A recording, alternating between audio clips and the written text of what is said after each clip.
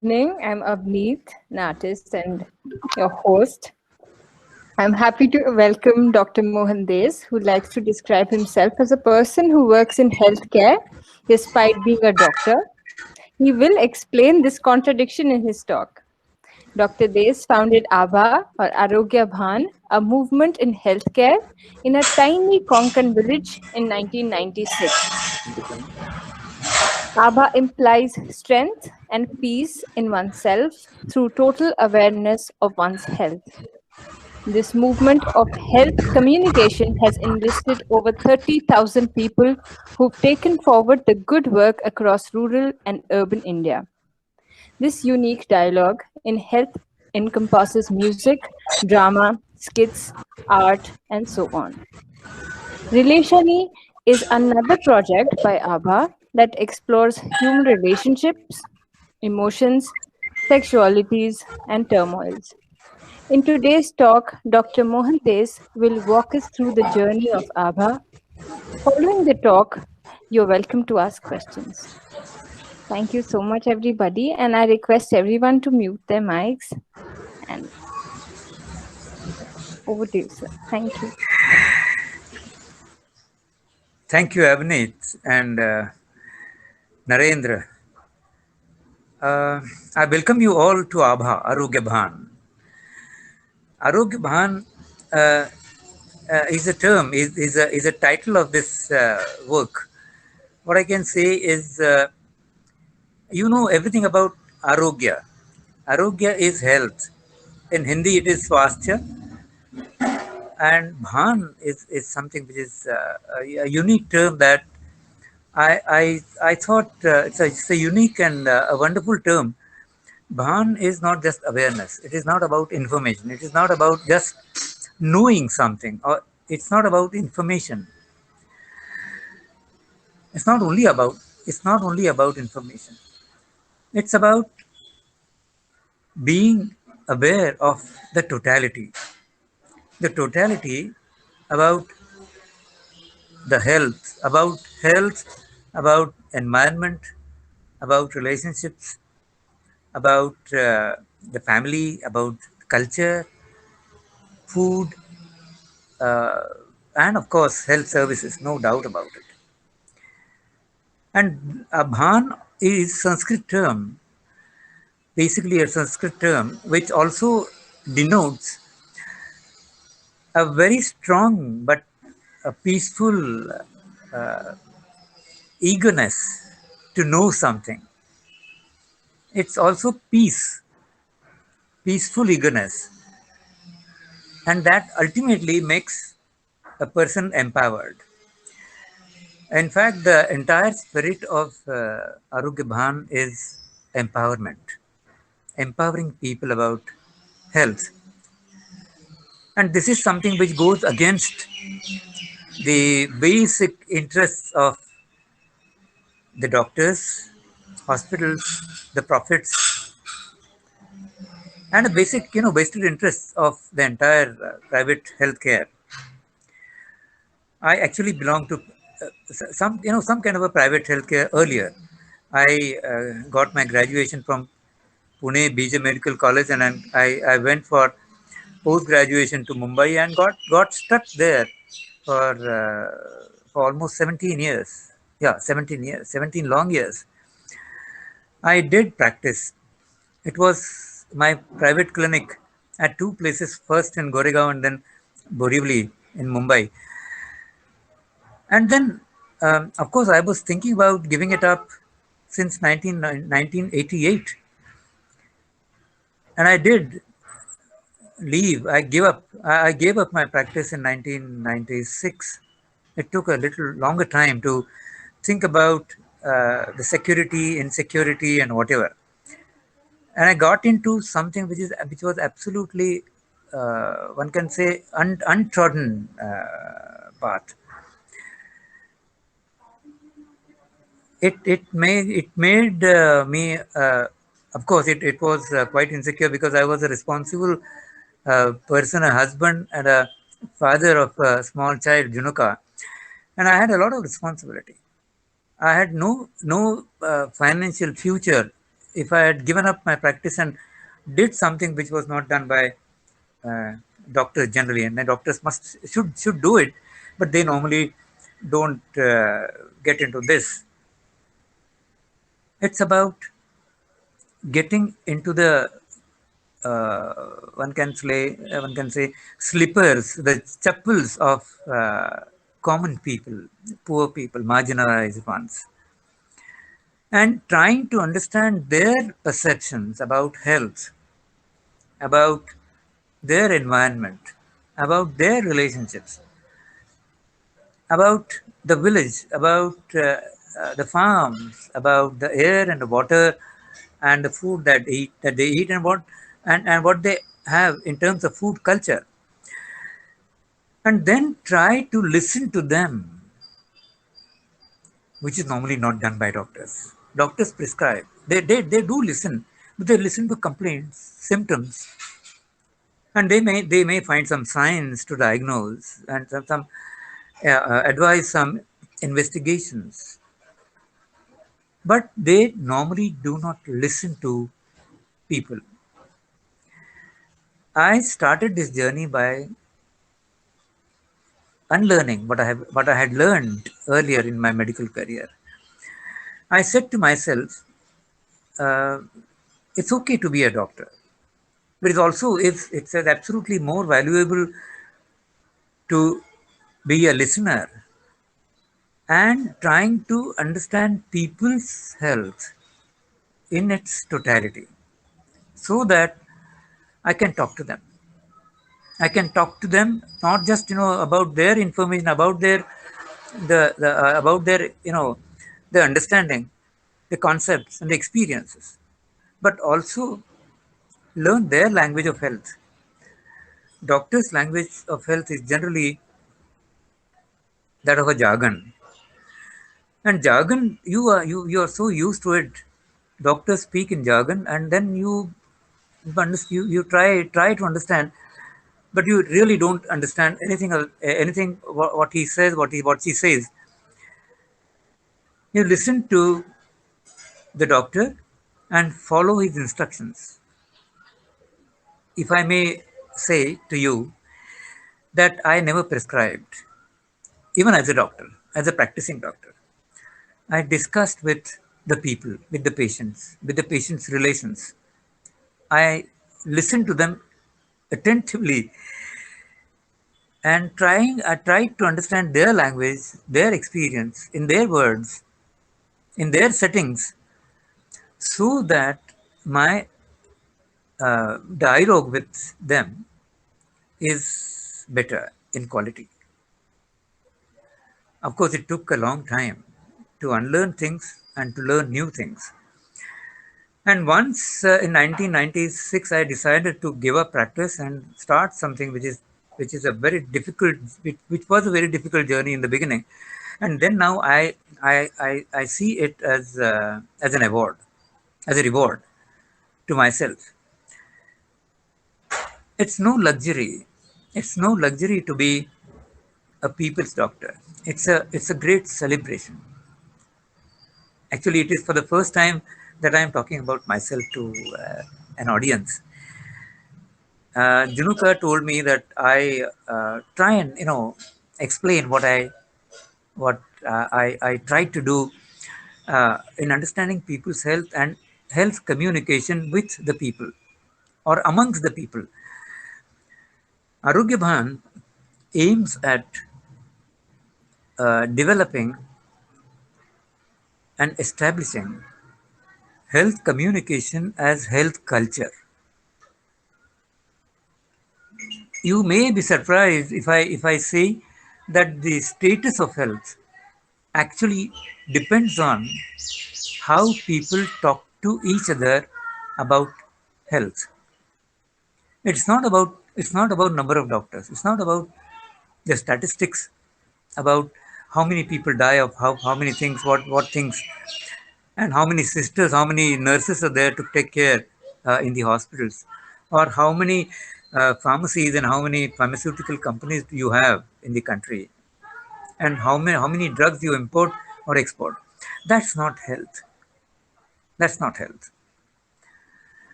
It is an empowered communication culture that must get established amongst the people, amongst teachers, amongst professors, amongst non-doctors, even amongst doctors. Yes, why not? Even among doctors don't talk about health. They talk about diseases. They talk about morbidity.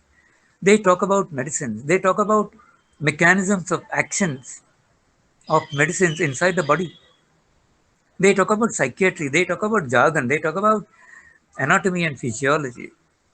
They talk about many things which ordinary people. I actually hate calling people lay people and ordinary people. They're not ordinary. People sitting in front of me, whether it's you or a village woman, is not an ordinary person to me. She is an extraordinary person in whatever ways she has been looking after health. My mother, my grandmother, my aunties, my very women of this country have been looking after health. They may not know medicine, but they know health. They looked after water, they looked after food, they looked after children, they looked after hygiene and sanitation, they looked after nursing old people and sick children. They also prepared tiffins for those people who were admitted to the hospital. It's all health. They also cleaned utensils and they also cleaned uh, clothes. This is health.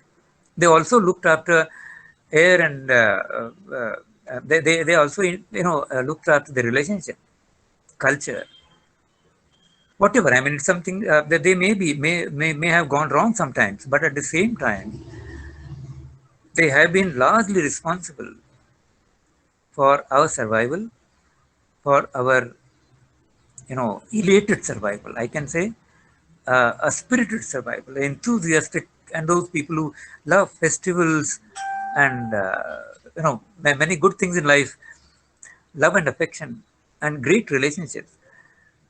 Women have been doing this job for a pretty long time, centuries together. It is not accidental that many of our participants are women. We and with Avnit said there are about 30,000 people. Yes, mostly they are women. Of course, there are men and sensitized men who understand health in a little more sensitive manner. And this is all about, I mean, this is a very brief introduction of what I did for the last so many years. So try to understand people, and in the one of our workshops, of many of our workshops, in the beginning, I asked people to draw on a small piece of paper about health, a picture of health. What do they think when I utter a word health? And you can imagine, I mean, such a large spectrum of pictures and sketches appear in front of me. And I'll show some of the examples, some examples I had collected from various kinds of people: children, women, village women, urban people, highly educated people. And normally they start with this, which is a very common thing.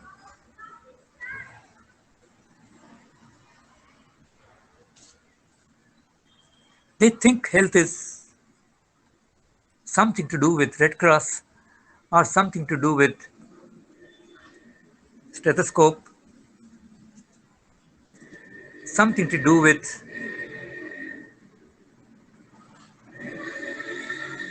some medicine in a bottle, or of course, they're very fond of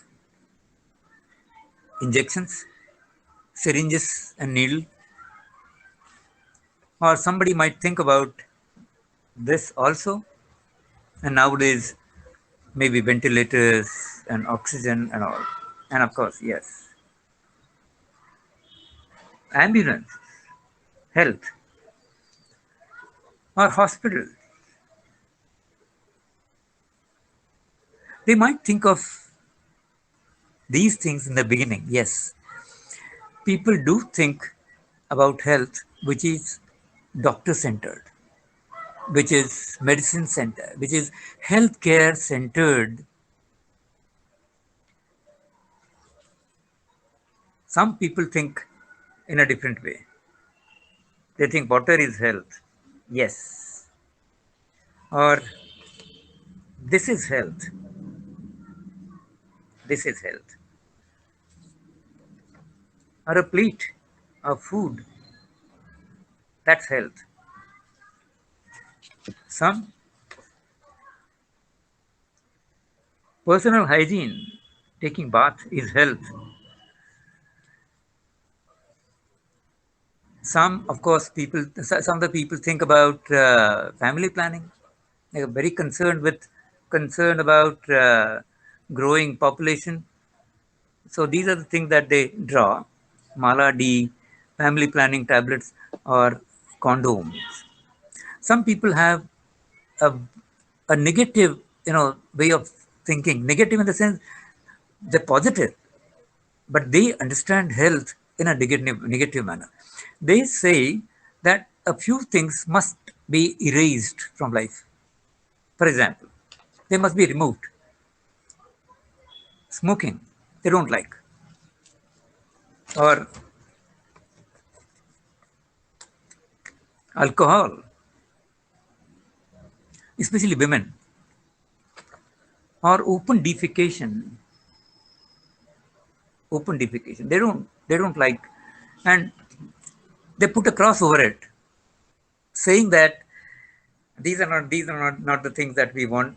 We want something which is non-addictive and a clean environment and things like that. Some people are really positive and they think this is health, environment, trees, birds. This one is very comprehensive and more positive is something like this: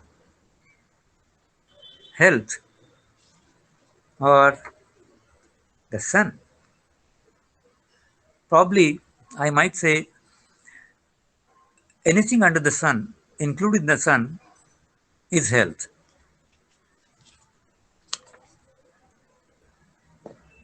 This is health, according to some. Some people think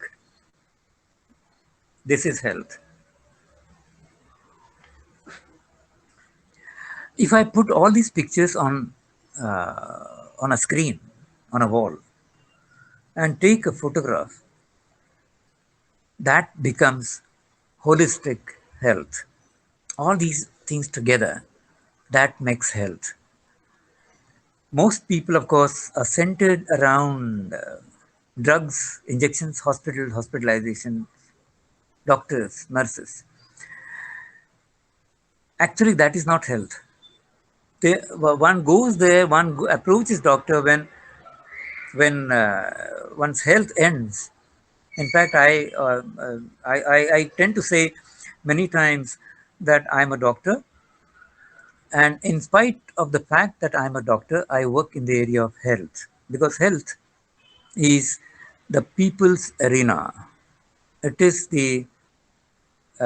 something which is to do with people and their world, their homes, their environment, their towns, their villages, and they're coming together and working for health.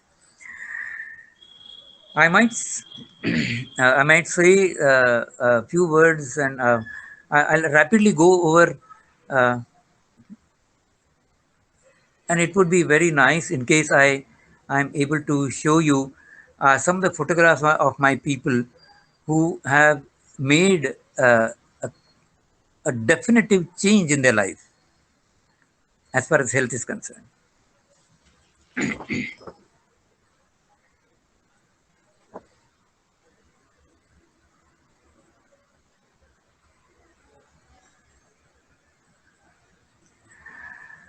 This is Madhya Pradesh. The lady standing there, her name is Bhuri Bai, and now she is a health worker, a very good health worker, very knowledgeable and a wonderful health worker, very good communicator. And she she uses about 17 medicines, which are modern medicines. She cannot write, she cannot read, but she knows medicine, and she uses medicine without getting into the risk of side effects. She knows. She remembers so many things. She remembers patients' names and things like that, and complaints and symptoms and all. And then she, when her daughter comes from school,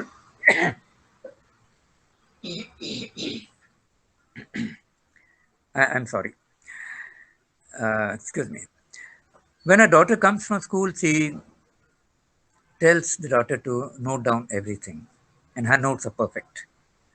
Buri Bai. We have about 672 dispensaries run by women across the country. We have worked in Maharashtra, Madhya Pradesh, Karnataka, Gujarat, Uttar Pradesh, Chhattisgarh, and a very few places in Andhra Pradesh, Madhya Pradesh also. This is how we start our no hall, no speaker, no mics, people sitting in front of us under a tree, a shadow, and we start working with them, start talking to them.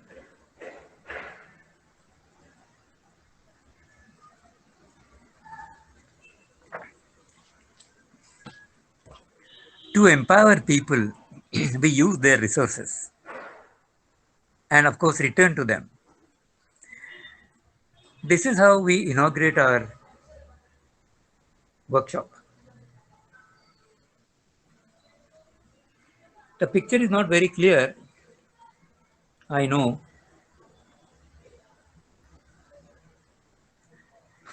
This is these are the things which people collect and uh, arrange in such a way in a designed manner so that they empower themselves on their own image. For example, this is a woman's image, a very conscious health worker who can who can work in her village or in a community to improve the health situation. What is the kind of perception that people have about their body?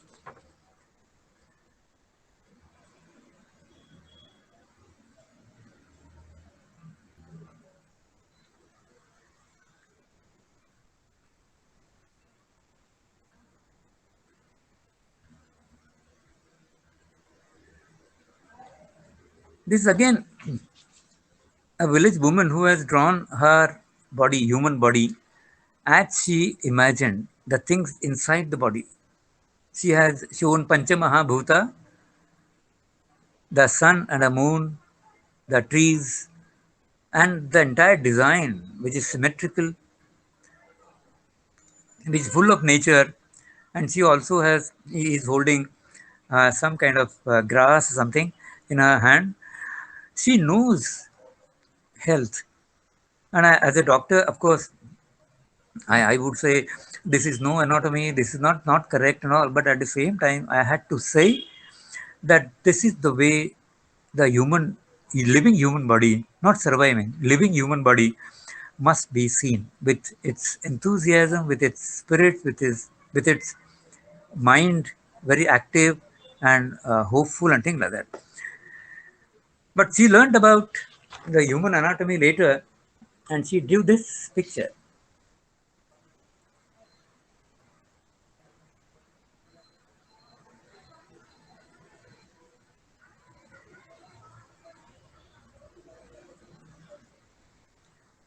Surprisingly, she didn't forget to put a flower in her hair, and that is something which is absolutely great. Similarly, we have this human anatomy. Learning about human anatomy must not be stopped. It doesn't need a huge preparation. No great charts and no great expenses. Even a cow dung soil will be sufficient to draw a picture of the human body. And then they actually learn human body in such a way under a shadow of a tree or something. This is demonstration of how to make soiled water drinkable, potable.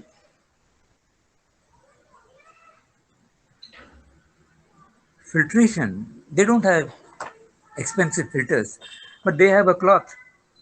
But with this cloth, they can filter, and of course they can purify water and safely drink it with, of course, certain chemical treatment to it, which is very, very inexpensive, which is available at the primary health center.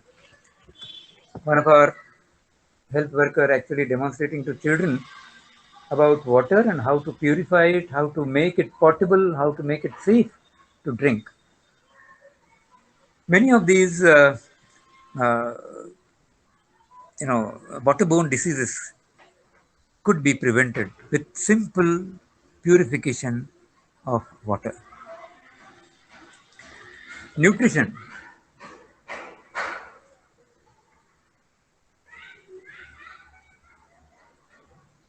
As I said, we use their resources, whatever they have at home, and start working on nutrition in such a way that they feel it is their taste, it is their culture, but richer than what they have, what they normally have. The traditions and conventions of food culture that they have may not be appropriate, but this definitely helps them to a great extent to improve their nutrition with whatever they have at home in their kitchen.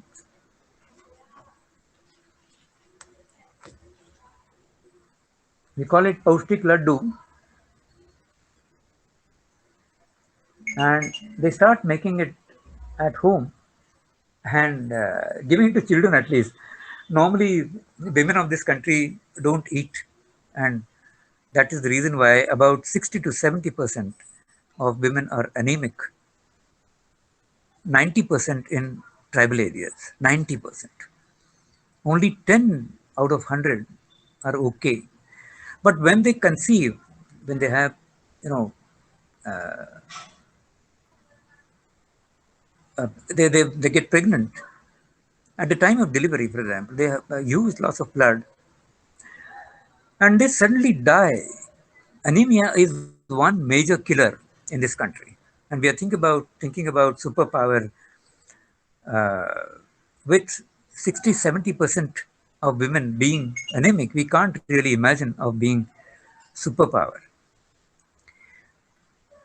Missiles and the bombs and atomic weapons do not make us superpower. Any digital revolution does not make us superpower. We need something very different. Anyway, and of course, we demystify uh, health and injections, science of injections.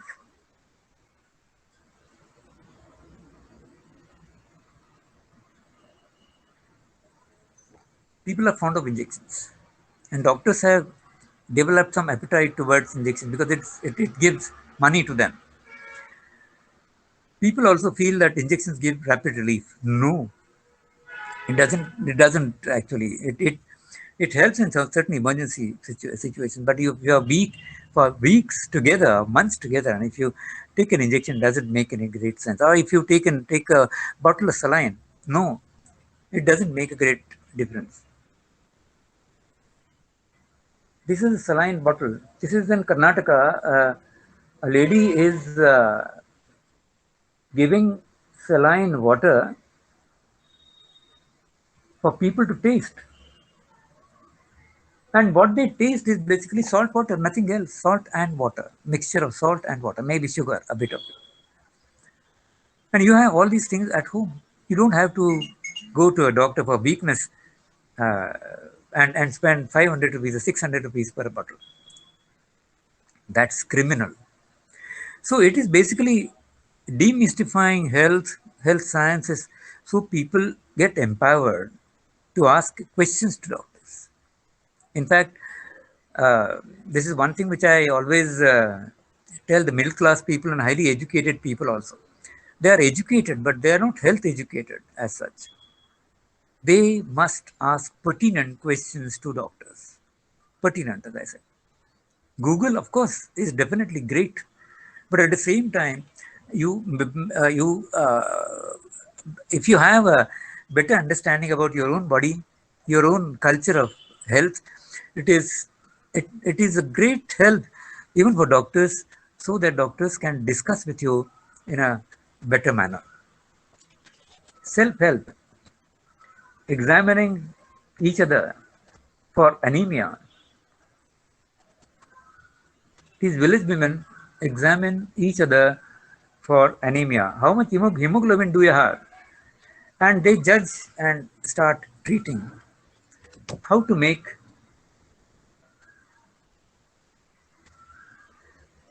little dressing of a little wound. You don't have to travel to a doctor for small wounds. Simple. We also give stethoscope in the hands of the people, so that they understand, they try and understand what doctors actually listen to when they put their stethoscope on your chest or stomach or whatever.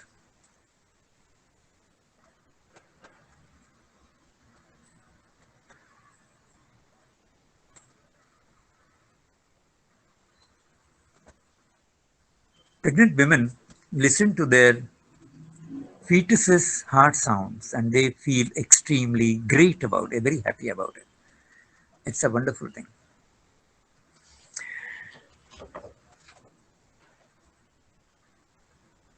Music.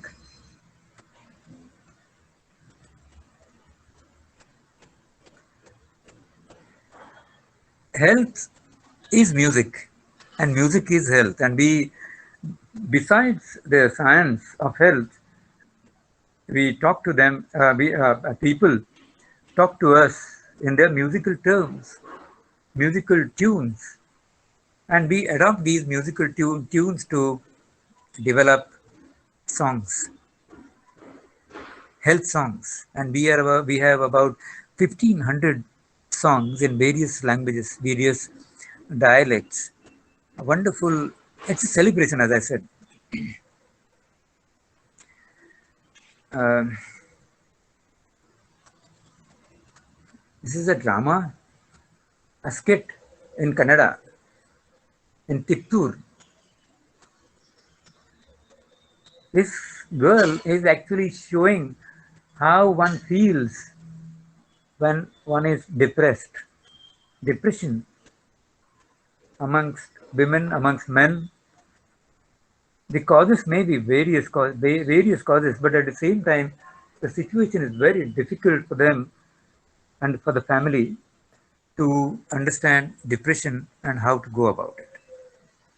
Addictions is one, alcohol, and this is the drama. This is a skit. Men play in front of the audience and try to discuss with them what actually makes one an addict. Why addiction? Why is there such a huge loss of the human bodies and the diseases and morbidity caused by addictions? What is what is the economics behind it? Why it cannot be eradicated? And why what could be done at the village level?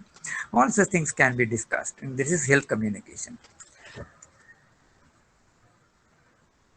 This lady is showing our first home where we stayed for 9 months inside the mother's womb. This is a mother's womb model. She's showing, and she's happy showing it on her abdomen. Another man who has drawn a picture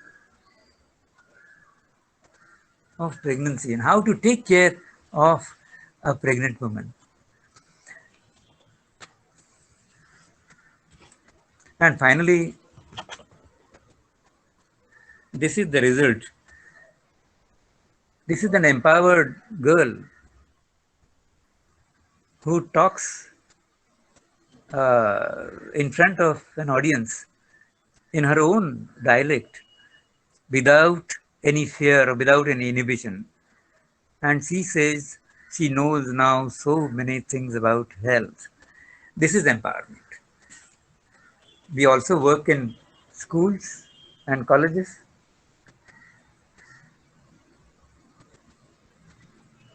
This is me in the center and the children around. This is called Relashani.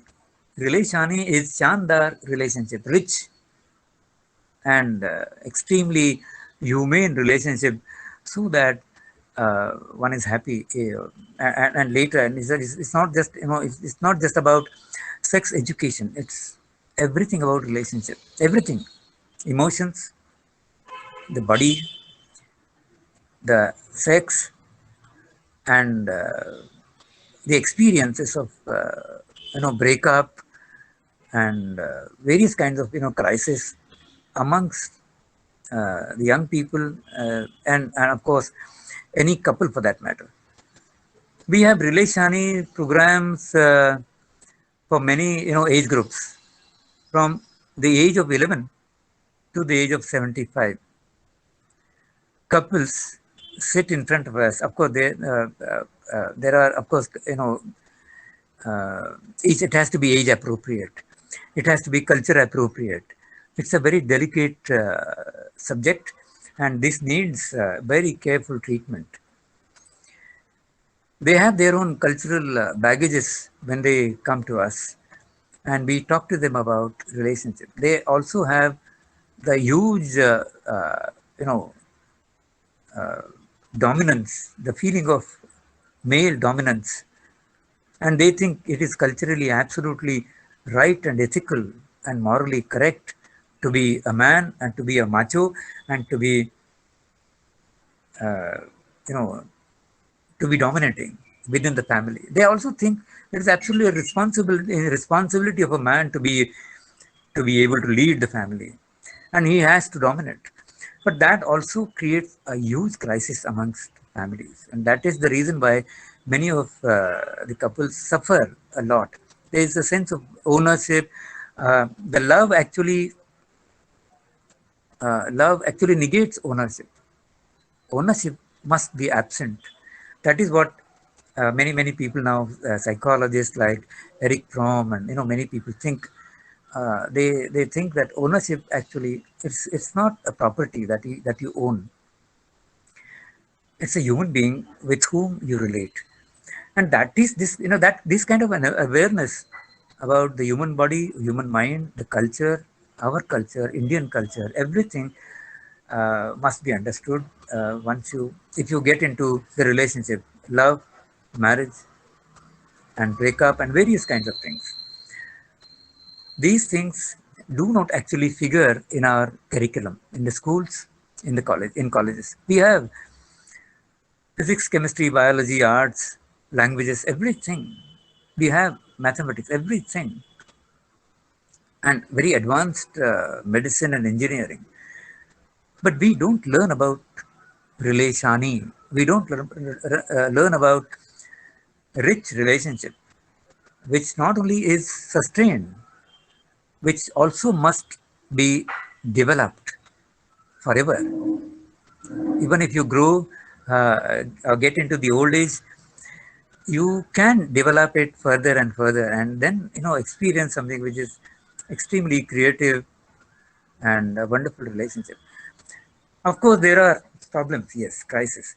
Then we deal with in a different manner. We try and understand each other. So we equip Arogya Bhan equip people to understand the relationship. It's not only about couples; it's also about the parents and the children. It's about the teachers and the children. This is the relationship is many times in crisis. They get into huge problems, and the teachers wouldn't know what to do about it. But they somehow punish children, and children suffer, and they develop many kinds of complexes.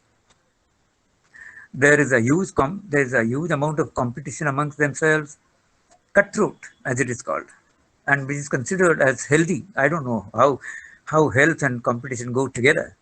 I always say either there is competition or there is mental health.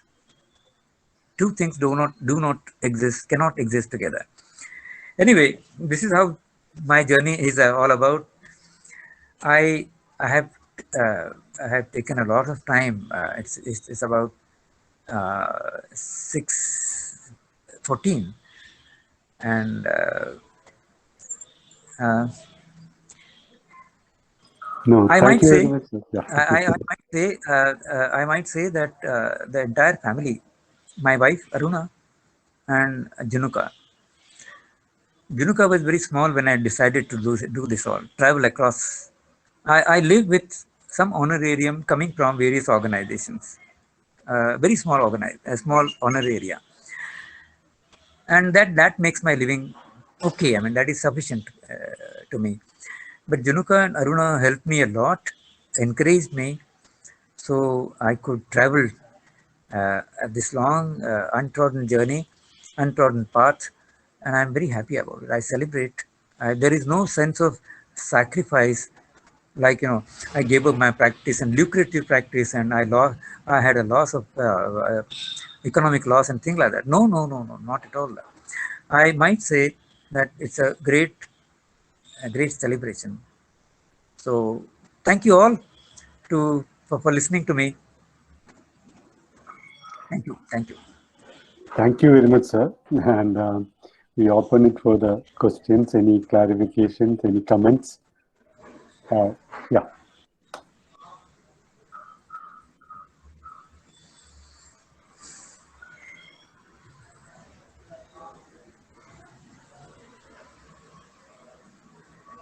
There is already a comment.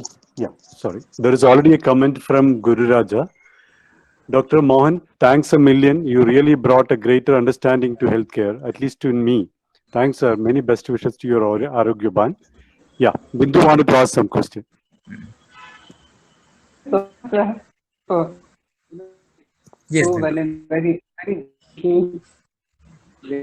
I have a question. Bindu, can you type the question actually because your the voice is echoing.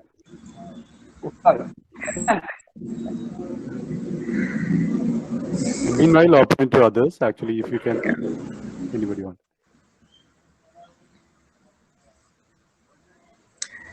May I see that recently in this COVID situation that we have across the world, Arogya Bhan has been doing an extremely wonderful job.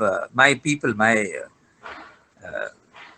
the enlightened village people and city people, urban centers like in Pune and Mumbai and many other urban centers, trying to understand the plight of the corona patients and the quarantine and their difficulties and their rations and their uh, food and needs, basic needs, trying to understand and trying to help them out, also trying to help those people who have lost their colleagues, friends and relatives, close relatives in COVID. Death is something which needs to be understood in a little more what I can say humane manner.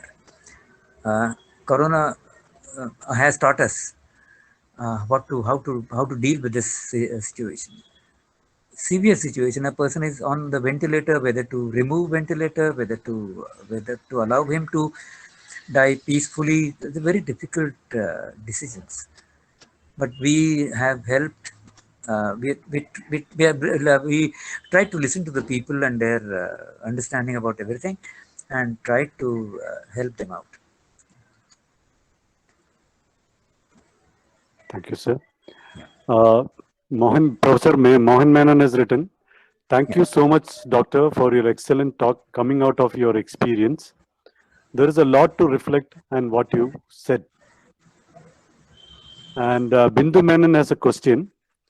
How has Arogya Ban helped women open up about health, including mental health? Women And including about health, how has yeah. Arogya Ban helped women open up about health, including mental health? Yeah. Women have, as I said, women's health cannot be covered uh, by a title of the national health or the world health. It has its own existence. It has its own placement. It has its own special place because it has been ignored. It has been neglected for years together. As I said, they looked after the health of the family, but they never had time to look after themselves. Food, access to health care, the gender discrimination, violence, domestic violence, and of course, the reproductive health, abortions, pregnancies, deliveries, the family planning, the entire onslaught of the family planning measures is borne by women of this country. In fact, I wrote to the Prime Minister a few days back that he must come out in the open and thank the women of this country because they have brought down the birth rate significantly. Over the last 25 years, it is women who have brought down the birth rate significantly. And this is a great contribution, and that must be acknowledged. Women have mental health problems, yes, like men have. But women's mental health problems are they're neglected many times, or they themselves do not feel that there is any problem. There is any problem in their minds. Mental health has to be dealt with little more with more delicate understanding. It has to have the doctors also will have a more balanced way of looking at women's mental health. The family. Uh, See, generally men do have mental health crisis, yes. But much more than men, women suffer from mental illnesses. Illnesses, I am talking about morbidity.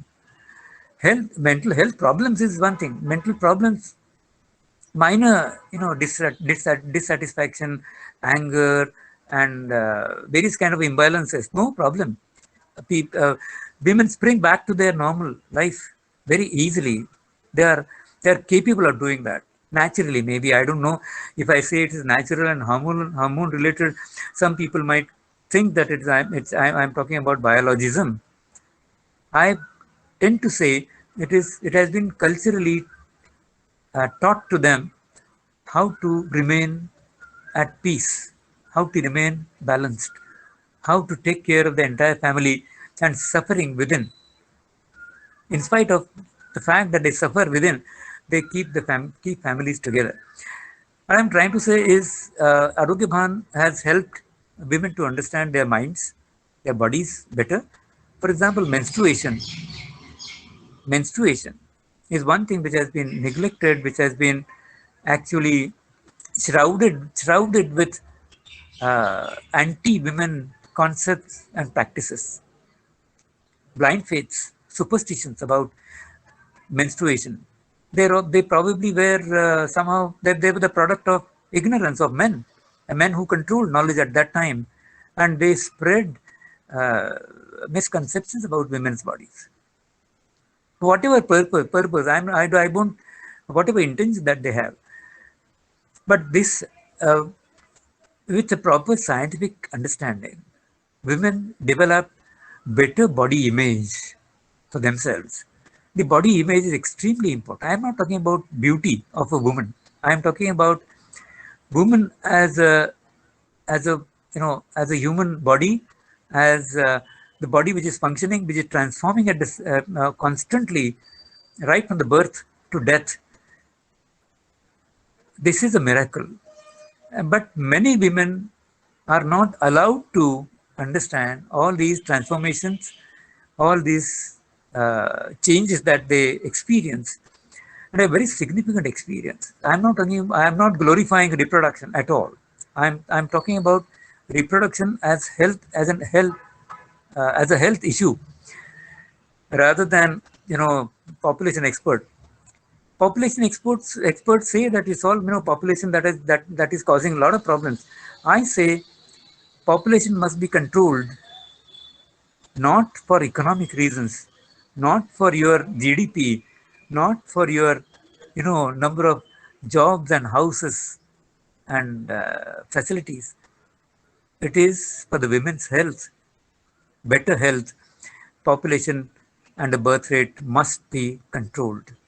And if you give power to women, how many children they should have, it is their decision. It is their decision that actually must matter. But many times it is the father-in-law, the husband, or the mother-in-law who would decide, now you have two daughters, you must have a son, and things like that. The son preference is a disease.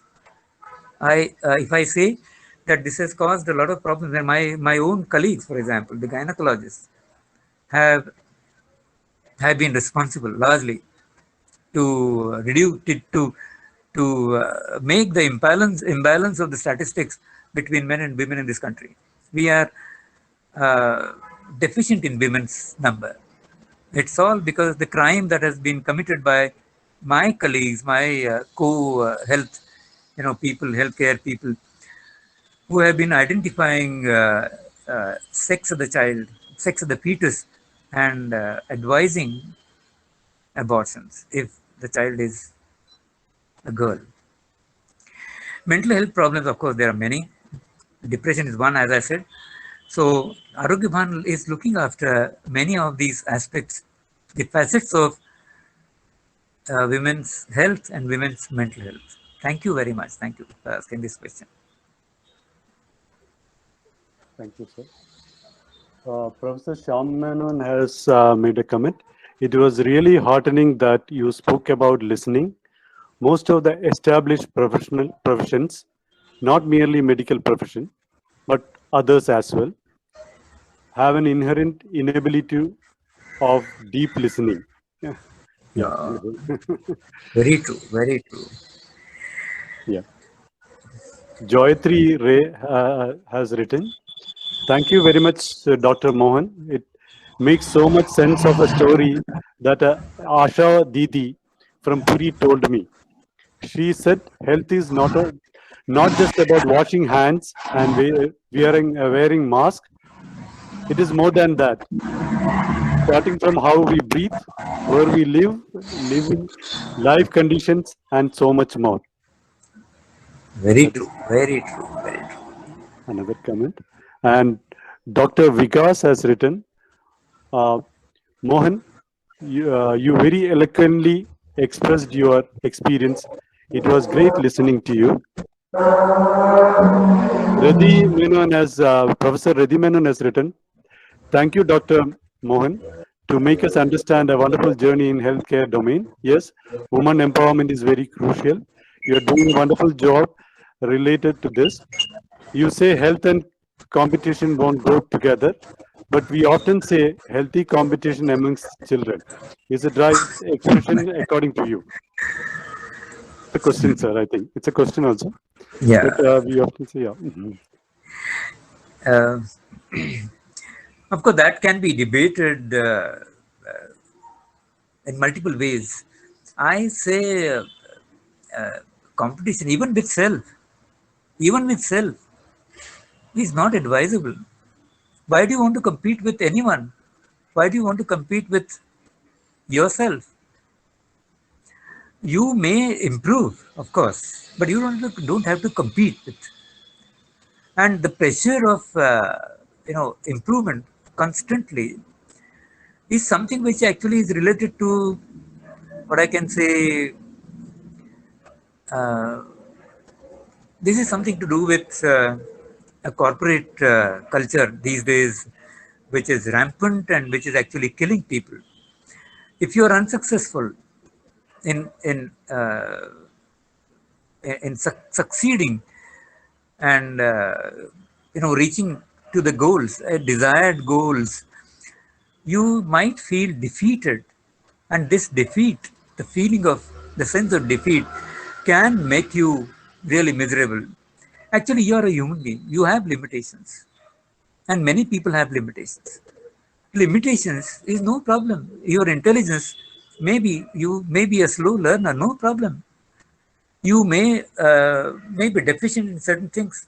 I may not be able to do something very highly skilled things like drawing and painting or singing. Doesn't make me low. Or if I am not if I have developed certain inability to calculate, it doesn't make me unintelligent. There are 16 types of intelligences that have been practiced these days. It's not only mathematics, it's not only science, it's not only logic, it's also many other things. What I'm trying to say is competition is something which makes human beings smaller, and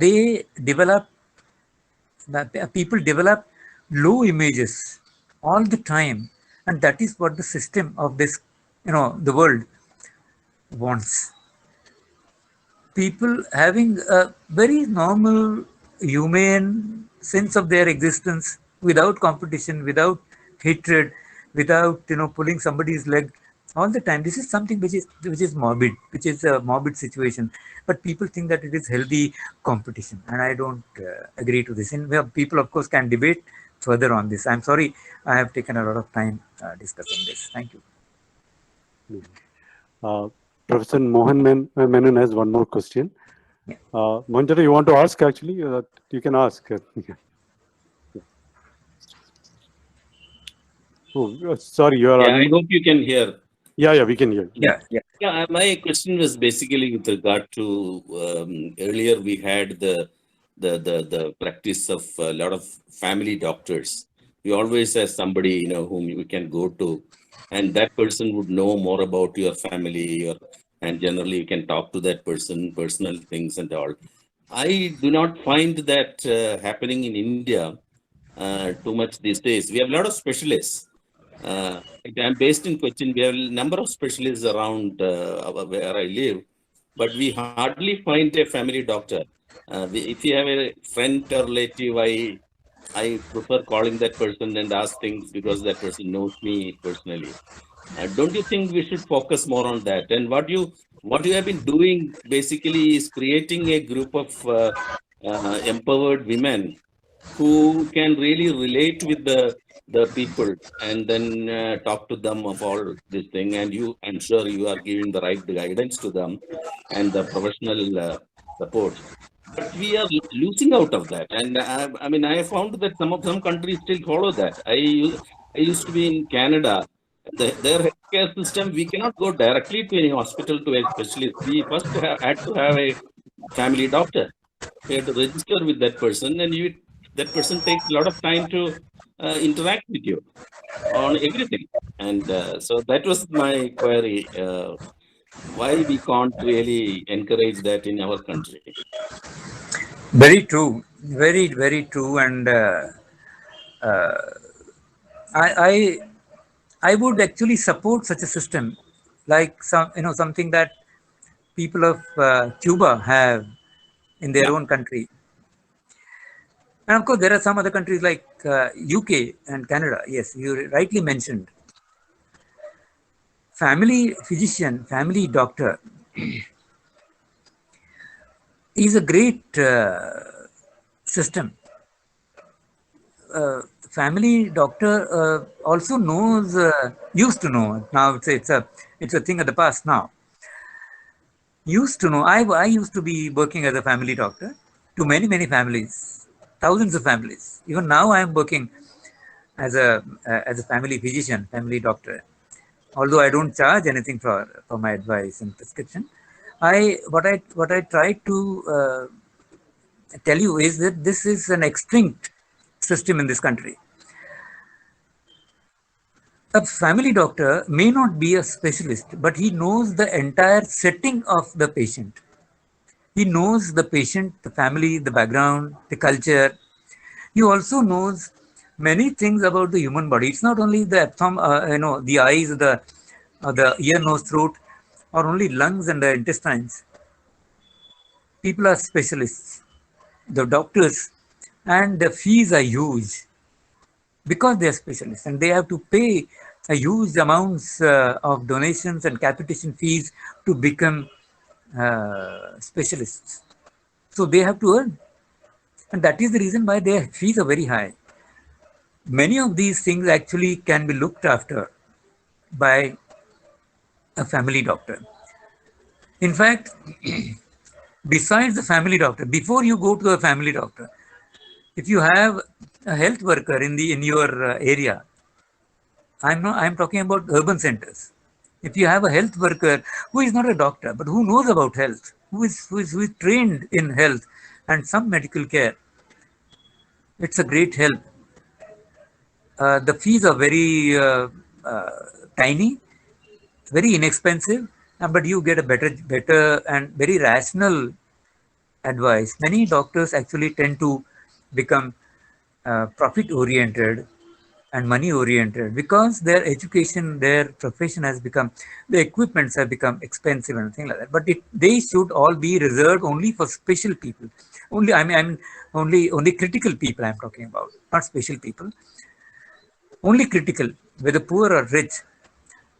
The specialist care, intensive care, or the intensive care units, or highly specialized investigations must be reserved for complex health situations, not for everyone. But this system is basically has gone, and we are trying to get it back to this country. And we are talking about universal health insurance, nothing to do with Mediclaim.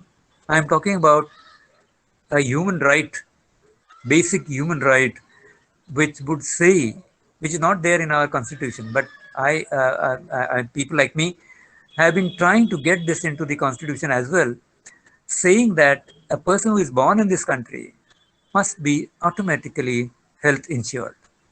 He doesn't have to earn or save money for health. He or she must get it without spending a single pie. And a good, humane, highly qualified healthcare and health advice, the prevention as well as promotion of health, prevention of diseases, and in case anything like morbid things happen, the cure must be offered to people without any great difficulty in all the terrains of this country. The things, of course, this is a dream. If somebody might say that I am an utopian, yes, but the utopia has been realized in certain countries, and why not us? It's India. We are proud of this country, and we are proud of our doctors. We are proud of our knowledge and ancient knowledge like Ayurveda and many things. So why not healthcare for you, everyone? You have raised a great point of family doctor, but it goes beyond family doctor. Thank you very much. Thank you, Dr. Mohan. Yeah. Thanks.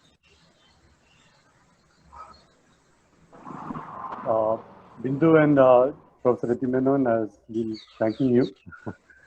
And Thank you. any questions? Any other questions? Anybody want to ask? Okay. Thank you, Dr. Mohan. Thank you for giving us time.